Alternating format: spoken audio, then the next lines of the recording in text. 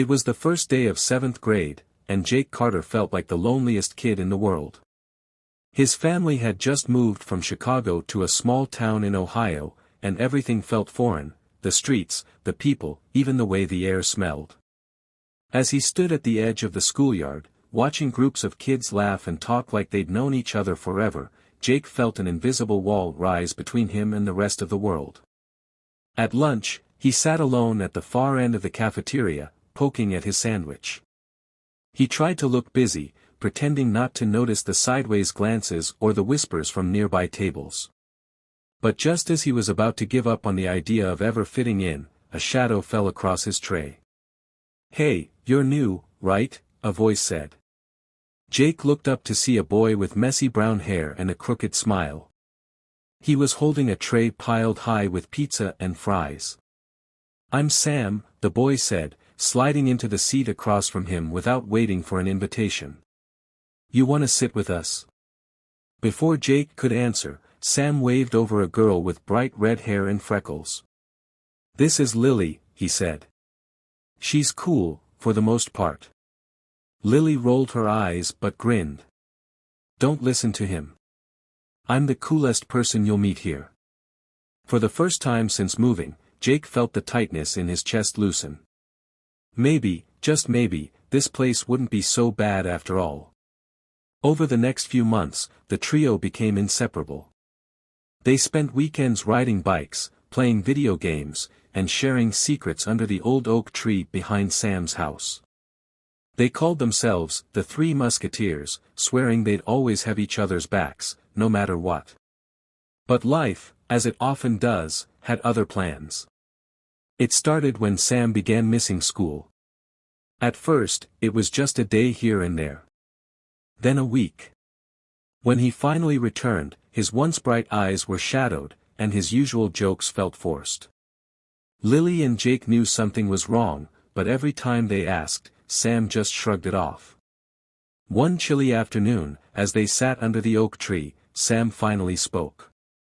"I'm sick," he whispered, staring at the ground. "It's leukemia." The words hung in the air like a heavy fog. Jake felt his throat tighten, and Lily's eyes filled with tears. "But you'll get better, right?" Jake's voice cracked. Sam forced a small smile. "I'm gonna try." The weeks that followed were the hardest of their lives. Sam was in and out of the hospital, and the vibrant boy they knew seemed to fade a little more each day. But Jake and Lily refused to let him face it alone. They visited him after school, bringing his favorite comics and telling him stories from class to make him laugh. When Sam lost his hair from the treatments, Jake and Lily showed up the next day with shaved heads, grinning like fools. Sam laughed so hard he cried.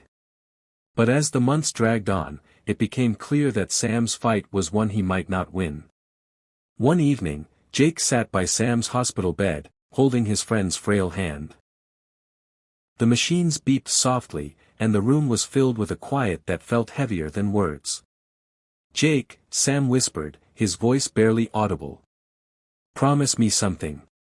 "Anything," Jake said, blinking back tears. "Don't stop living, even when I'm gone. You and Lily, you've got to keep going. For me." Jake nodded, his heart breaking. "I promise." Sam passed away 2 days later. The world felt emptier without him, like a piece of their trio was missing, and nothing could fill the gap. But Jake and Lily held on to Sam's words. They leaned on each other, navigating the grief together, finding strength in their shared memories. Years passed, and life moved on, as it always does. But the bond they shared with Sam remained, woven into the fabric of who they were. At their high school graduation, Jake stood on the stage, delivering the valedictorian speech. His voice wavered as he spoke of friendship, loss, and the lessons Sam had taught them. "True friends," he said, looking out at the crowd, his eyes meeting Lily's in the front row, "are the ones who stand by you in the darkest times. They leave a mark on your heart that never fades. And even when they're gone, their love guides you forward." The audience sat in silence for a moment before breaking into applause, but Jake didn't hear it.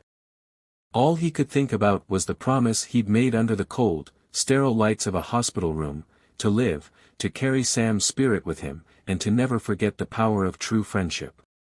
And he never did.